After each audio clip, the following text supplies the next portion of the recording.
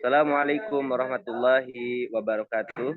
Hamdan wa syukurillah. Salatu wassalamu ala rasulillah. Baik teman-teman, dalam kesempatan kali ini izinkan kami dari kelompok 3 dari mata kuliah Etika Pembelajaran Guru, insya Allah akan mempresentasikan makalah yang sudah kami susun yang berjudul Strategi Dasar Pembinaan Guru. Makalah ini disusun untuk memenuhi tugas mata kuliah Etika Pembinaan Guru. Sebelumnya, izinkan kami dari kelompok 4 memperkenalkan diri. Yang pertama yaitu saya, Ali Irfan, kemudian Teh Hulwah, Umamah, dan Teh Ruswandaini Eka Junita. Untuk mempersingkat, insya Allah pembahasan yang pertama akan dibahas oleh Teh Hulwah. Kepadanya saya persilahkan.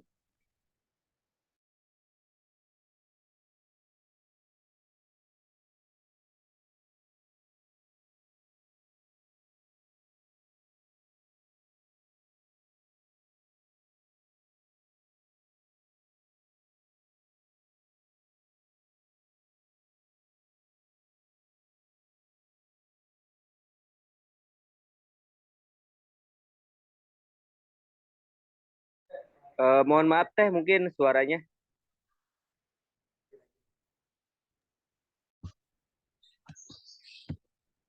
Strategi dasar pembinaan guru. Strategi pembinaan guru, langsung saja kita akan menjelaskan pertama itu mengenai tentang strategi ya. Strategi adalah suatu perencanaan jangka panjang yang disusun untuk menghantarkan pada suatu pencapaian akan tujuan dan sasaran tertentu.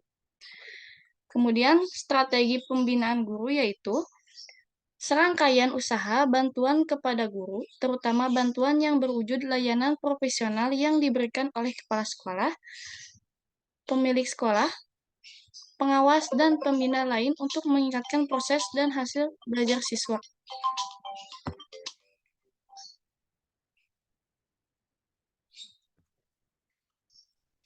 Selanjutnya, model pembinaan guru.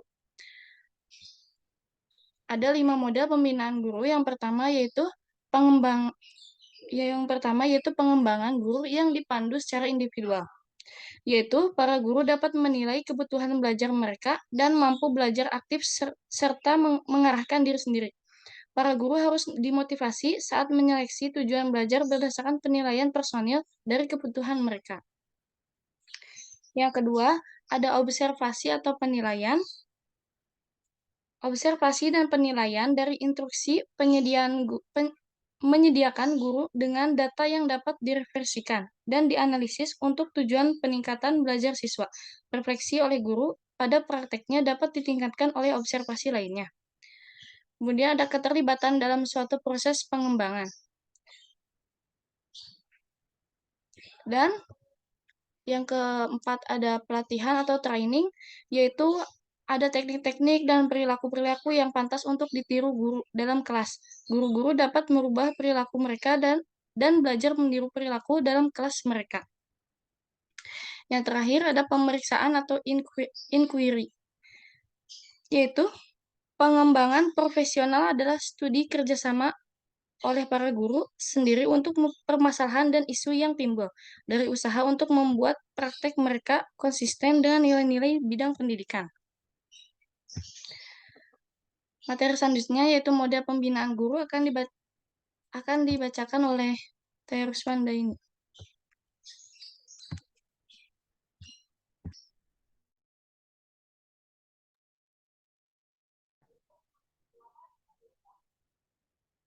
Baik, terima kasih Teh Hulwah ya. Di sini saya akan melanjutkan pembahasan yang sebelumnya telah dibahas oleh Teh Hulwah ya. Kemudian di sini kan ada beberapa model pembinaan guru. Nah, sekarang ini model pembinaan guru menurut Kendall. Nah, menurut Kendall itu model pembinaan guru itu ada model mentoring, kemudian model ilmu terapan, atau model teori ke praktek, kemudian ada juga model inquiry. Yang pertama itu ada model mentoring. Nah, model mentoring di sini yaitu eh, guru yang satu itu ketika sudah berpengalaman kemudian merilis pengetahuannya untuk melakukan mentoring pada guru yang kurang berpengalaman. Jadi saling berbagi ilmu gitu. Kemudian ada model ilmu terapan. Model ini yaitu perpaduan antara hasil riset yang relevan dengan kebutuhan yang praktis. Kemudian yang ketiganya ada model inquiry. Model inquiry ini, jadi si guru itu dituntut untuk aktif menjadi peneliti, seperti membaca, kemudian bertukar pendapat dengan guru-guru yang lain, ataupun melakukan observasi dan analisis kritis. Kemudian, Tehullah boleh digeser lagi slide-nya. Nah, di sini untuk mengembangkan profesionalisme guru, ada beberapa program. Menurut Direktorat Jenderal Pendidikan Dasar dan Menengah, Departemen Pendidikan Nasional tahun 2005, nah, program pengembangan profesionalisme guru itu ada 14. Yang pertama, ada program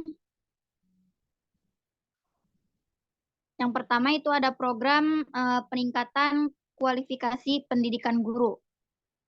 Nah, jadi sesuai peraturan yang sudah berlaku ya, bahwa kualifikasi pendidikan guru itu sekarang minimalnya adalah S1 dari program keguruan.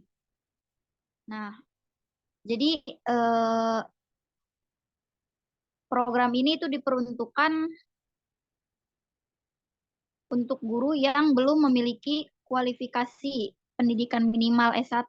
Jadi harus wajib gitu mengikuti pendidikan S1 minimalnya. Lebih baik lagi S2.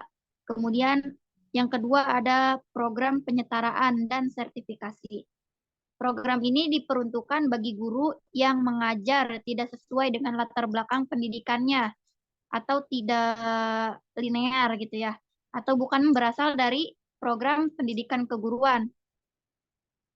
Nah, jadi di sini itu ada penyetaraan dan juga sertifikasi sebagai tenaga pengajar.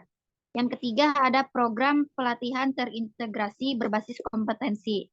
Nah, di sini guru yang memenuhi kualifikasi pendidikan saja belum cukup tadi, misalnya hanya S1. Nah, jadi diperlukan pelatihan kembali guna meningkatkan profesionalismenya. Kemudian yang selanjutnya, yang keempat, ada program supervisi pendidikan. Nah, program supervisi ini biasanya di lapangan itu dalam praktek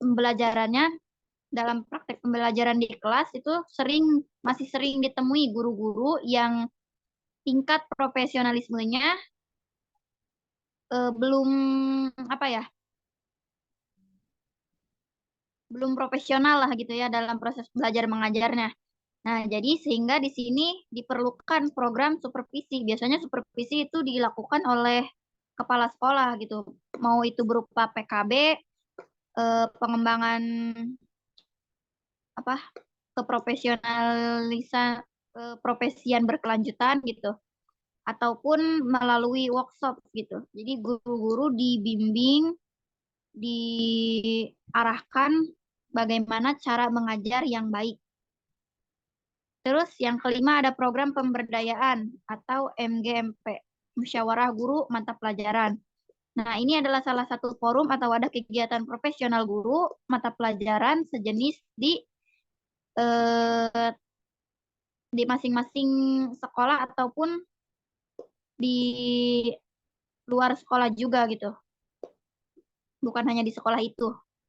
Jadi suatu perkumpulan gitulah, forum mata pelajaran. Kemudian yang keenam ada simposium guru. Nah, Selain tadi MGMP, ada juga forum yang selanjutnya yaitu Simposium Guru. Digunakan sebagai wadah untuk saling berbagi pengalaman dalam pemecahan masalah yang terjadi dalam proses pembelajaran. Nah, jadi saling berbagi pengalaman. Misalnya di sekolah ini cara mengajarnya seperti ini, kemudian di sekolah yang lain juga menerangkan bagaimana cara gitu.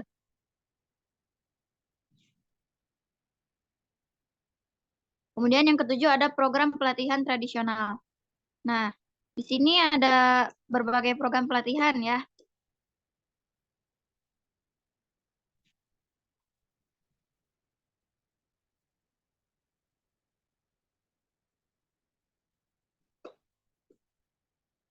Nah, pelatihan ini pada umumnya mengacu pada satu aspek khusus yang sifatnya aktual dan penting. Nah, misalnya itu ada CTL, TSP, kemudian penelitian tindakan kelas, penulisan karya ilmiah, dan sebagainya. Yang kedelapan ada membaca dan menulis jurnal atau karya ilmiah. Ya, seperti sudah diketahui bahwa membaca, menulis, ataupun membuat jurnal dan karya ilmiah itu bisa meningkatkan profesionalisme seorang guru ya. Kemudian yang kesembilan ada beradaptasi dalam pertemuan ilmiah. Nah, selain membaca ataupun menulis karya ilmiah, jadi guru juga itu dituntut untuk berpartisipasi langsung dalam pertemuan ilmiah. Jadi tidak hanya sendiri, jadi bisa berbagi ilmu dengan yang lain, guru-guru yang lain. Kemudian yang ke-10 melakukan penelitian, yaitu khususnya penelitian tindakan kelas atau PTK, yang merupakan studi sistematik yang dilakukan guru melalui kerjasama ataupun juga tidak dengan ahli pendidikan dalam rangka merefleksikan dan sekaligus meningkatkan praktik pembelajaran secara terus-menerus. Kemudian yang ke-11 ada magang ya. Magang ini dilakukan bagi para guru pemula. Nah, jadi ya bentuk latihan-latihan begitu ya bagi para guru junior untuk menjadi guru yang profesional gitu dan berpengalaman. Yang ke-12 itu mengikuti berita aktual dari media pemberitaan. Yang ke-13 yaitu berpartisipasi aktif dalam organisasi profesi. Yang ke-14 yaitu menggalang kerjasama dengan teman sejawat. Kerjasama dengan teman seprofesi itu sangat menguntungkan tentunya ya bagi pengembangan profesionalisme guru. Banyak hal yang dapat dipecahkan dan dilakukan berkat sebuah kerjasama gitu.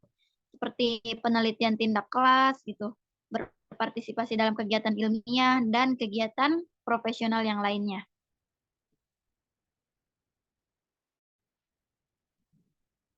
Nah, mungkin itu ya beberapa program pengembangan keprofesian guru. Yang selanjutnya untuk kesimpulan saya persilahkan kepada Kang Ali ya.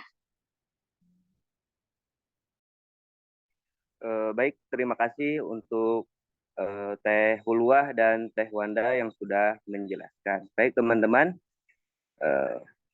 mungkin di akhir yaitu adalah kesimpulan. Kesimpulannya yaitu setelah mempelajari berbagai model pengembangan profesional guru tersebut, maka diharapkan guru dapat mempertimbangkan model-model tersebut sesuai dengan kebutuhannya. Masing-masing model mempunyai kelebihan dan kelemahan, di mana model tersebut menggambarkan seperangkat karakteristik yang berbeda, sehingga penerapan suatu model tertentu tidak disarankan atau model yang berdiri sendiri. Setiap model harus dipadukan dengan model-model yang lain supaya meningkatkan profesionalisme guru terus berkelanjutan tanpa adanya pemisahan antara model. Dan bahkan pemaduan antar model tersebut sangat dianjurkan. Pemilihan model pengembangan profesional yang tepat oleh guru akan berdampak besar terhadap peningkatan profesional guru pada akhirnya juga. berdampak pada kualitas pendidikan di Indonesia. Mungkin itu teman-teman pembahasan dari kelompok kami dari judul apa?